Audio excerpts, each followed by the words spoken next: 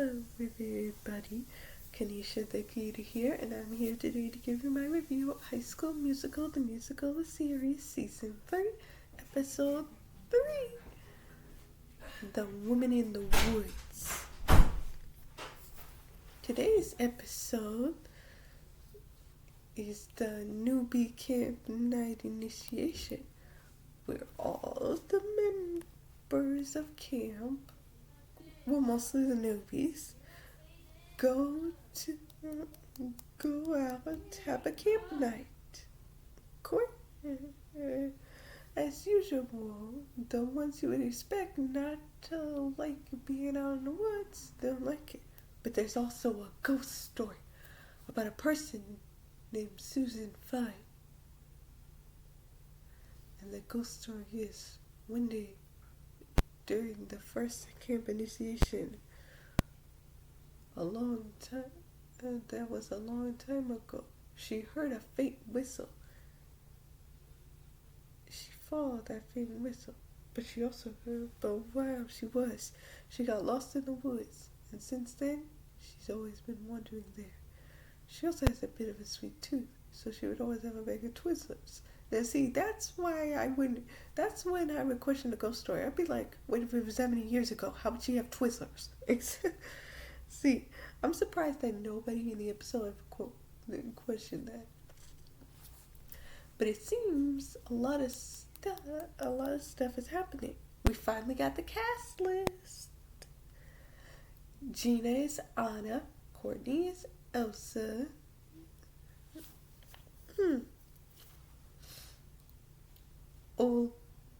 Olaf is Carlos is Olaf. Sven is EJ. Hans is Jet. Kristoff is Ricky.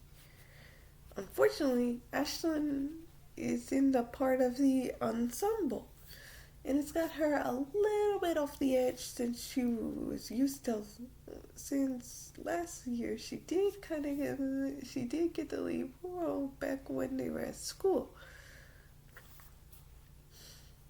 And not only that, but Maddox is causing trouble again. Listen, I don't immediately hate Maddox, so I'm just giving y'all that bit when I just start talking about her again. Remember how I said I kind of like her, but like she doesn't quite know boundaries of when people want her advice and when people don't want her advice. This is one of those moments. See, one moment while they are in their cabin, Ashley is trying to, analyze the fact that she got ensemble instead of, at least being a part of the cast that actually has names. But anyway, while that is happening, Maddox says, "Oh, you're Leo's rising." And, they're going to set Ashley off because Ashley knows, she's like, I think I know what kind of sign I am. But Maddox just won't let her go and comes back with it again when they meet at the campground and says, that the signs are based on the birth time, right? And because of that, well, technically that happened during camp night, I meant to say. And then Ashlyn starts yelling. And then at that point, I'm like, Maddox, please let it go. You're not exactly becoming friends with her, so please let it go. Does she really look like she wants to keep... Does she look like she want to keep asking over and over what kind of rising she is, whether she's Capricorn or Leo? I mean, seriously, she was getting on my nerve. I was like, girl, seriously, you're doing way too much. And then another reason she was also getting on my nerve is because there was this scene where they were at the camp out, right? And it was just after EJ had finished singing the Ballad of Shallow Lake. And she was trying to tell a scary story, and I get it. She wanted to tell a scary story because that was her favorite part. Like, as you see at the beginning of the episode, she says her favorite thing her favorite day is, the newbie initiation because she loves the scary stories and everything. And unfortunately, while she was trying to tell the scary story, Jet kept making jokes and everything with Ricky's help. And because everybody was laughing instead of being afraid, she just gets all angry and storms off. And at that point, I was like, girl, you a child? Listen, normally, sometimes I would sympathize with these people, but I don't know. The way she acted, that was so childish. I know she gave the excuse in this episode that Camp 9 was the one time she really liked because she didn't have to deal with the problems that were at home, but it sounded very cruel when she said it. She was like, Jet, also in this episode, we figure out that Jet and Maddox are siblings. And Maddox just throws so much shade, being like, Jet, let's be honest, you always have a problem. And she made it sound like Jet's problems weren't an actual thing. But I know first base that they had to be an actual thing, because let me tell you one thing that I always know from TV shows. I can feel the pain when those actors are portraying characters that freaking have parents that are always working and barely paying attention to you. So yeah, I was feeling a little angry at Maddox like just throwing so much shade at Jet, being like, you always have problems and now I'm just always left behind. Girl, with an attitude like that, you should be left behind. Do you know how to act? Cause you ain't acting like a good sibling right now. You do realize camp is for everybody, not just you. You know what I mean? Like, seriously.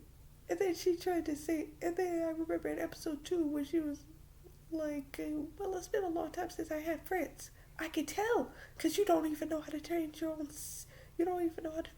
sibling right. I hope y'all acted better at home. I bet at home they barely even talk to each other.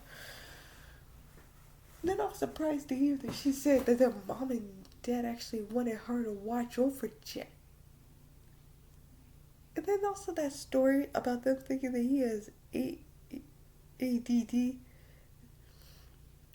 I was like, dude, did y'all even really check, or did y'all just assume that? I also like that part where he was like, no, I don't have ADD, I have AD, which is all adults disappoint. And I feel like, yeah, that isn't a heartbeat. Because you figure out the reason why he didn't want to sing at first was because while he was raising himself on YouTube, he started learning how to sing. And when the music teacher figured out his musical talents, she pushed him too hard, and then that made him not lost the magic of wanting to sing. And then I was like, you know what, that makes perfect sense. See, music teachers are always sometimes the worst because they're always trying to push people too hard. They may have musical talents. That doesn't mean you always have to push them hard. You need to give them space. Space, people, space. But anyway, yeah. That's how I feel. That's how I feel. I just feel like Maddox was being a little too much. I get it. She wanted to have a fun night because this was her favorite night, but girl, you're doing too much. You need to take a 5 because you're still on 10. You've got to take a 5. You're too much.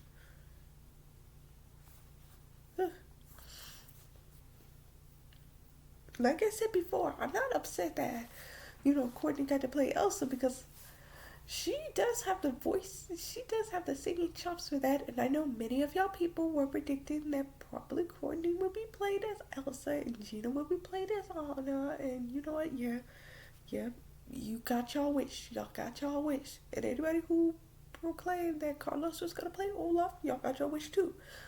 But you know what, I was able to predict something too. I knew Ricky was going to be Kristoff, so boy And I also did predict once I learned about Jet's character that Jet probably would play Hans. Still, point me. I'm just so sad that Ashley didn't get. I am still a little bit upset that Ashley didn't get to play Anna because I really wanted to see. Because I really wanted to see Ashley play Anna and Gina play Elsa. I mean, they're already practically sisters, so them playing that role will be perfect. But I get it, new dynamic. Have Gina and Courtney. That would seem fair. Besides, Ashley needs to figure herself out. Oh, speaking of figuring herself out, that song, Chef's Kiss. I swear, in season 3, they have a lot of good bangers so far. Like, especially if it's just a solo song. If it's just a solo song, like Gina with the balance, Nene with I forgot what that song is called. Dang it. But Nene's song, Ricky's song, Finally Free. Seriously, that like all of their songs are just solo songs are perfect. Please, I beg you, tell me Carlos is gonna get his own solo song. I want him to have his own solo song, please. And obviously give one to Courtney. And also, I really want to hear Courtney sing Let It Go. And y'all better not half cut it. I want to hear the full version of her singing Let It Go. Because that is going to be beautiful. It is going to be beautiful. Also, Jed and Ricky are becoming good friends. And I gotta be honest, I'm liking the friendship vibe I'm getting from them. I'm really liking it. Oh, also, from the previous other episode, we figure out that there were cameras in the manager's office that Carlos was looking at when he tried to recast the list. I still want to know which person did he erase? We'll never know. All she said was, "Oh, and Carlos, there are cameras in that office." But nice trying to recast the list. I also do feel kind of bad that about him saying, "Am I just destined to play inanimate objects?" I mean, you kind of do feel bad. I mean, first he plays Lumiere. Then he plays Olaf. Hey, at least he didn't play Spec, because let me tell you, Antlers? No. Not my Carlos. I'd rather have him play a snowman. Such a shame, though. And EJ, he is going through a lot of stress because he has to look through the script because Corbin Blue is going to be coming back to be directed the documentary of the show, and they're going to be going through the first read through. It's a shame. He was just going through a lot. I'm glad that his friends were being understanding. Also, in this episode, Carlos is being a bit of a trickster. just playing around with the ghost stories and scaring Courtney with Ricky. Also, Courtney, she is terrified of this whole ghost legend. She is terrified. She was just so scared and everything. But I also agree with them at the beginning when they were like, "Wait a minute, you mean Corbin Blue is coming tomorrow and we're out all night in the woods? Is that a good idea?" I was like, yeah, that doesn't really seem like the wisest decision, because shouldn't y'all be well rested for, reading through the script? I mean, we wouldn't want y'all yawning through the script. That would be a bit. Also, Gina and Ricky, they are really close as friends. And yes, I'm going to say friends. Listen, I don't want to deal with no freaking drama. So I'm going to just pretend that all of your comments don't exist about that Gina and Ricky are giving off kind of flirty vibes. No. No. I'm not dealing with that. But Gina and EJ, they are just so cute. Like when EJ brought Gina those flowers here, see that she got the oh no, that was just so perfect. Oh, we also figured for this episode, Asher was like, I thought that this documentary thing slash the show would be like my big break. And I agree with Gina. It still could be your big break. Girl, you got the voicing chops. And anybody who doesn't recognize your voice is a plain old fool. Anyway, yeah, she has a voice, so she should be recognized. Anyway,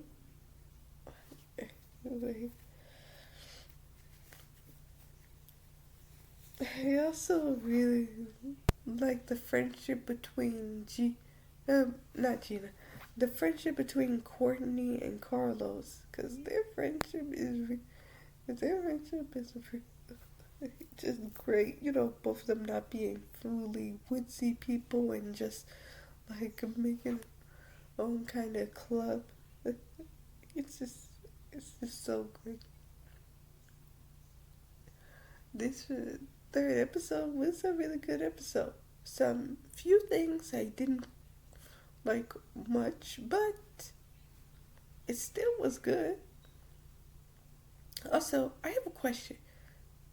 I clear as day, and you clear as day, right? We all saw that shadow, right? That was in the woods. But Maddox was over there in the campsite. So who the heck was that in the woods before? I'm just wondering, who was that? Maybe I feel better for. Maybe I feel more sorry for Maddox next episode, but right now I don't feel sorry for her. And that is my review of High School Musical, the series, season 3, episode 3. I'll be back on the 17th for season 3, episode 4. So watch out for that. Y'all thought at first I wasn't going to stay true to reviewing every time the episode comes out and I watch it 2 times. Well, ha to you. Ha. I'm staying true to my word. I love High School Musical, the series, that much. All of y'all have a lovely day. Kenny Shea Creator out.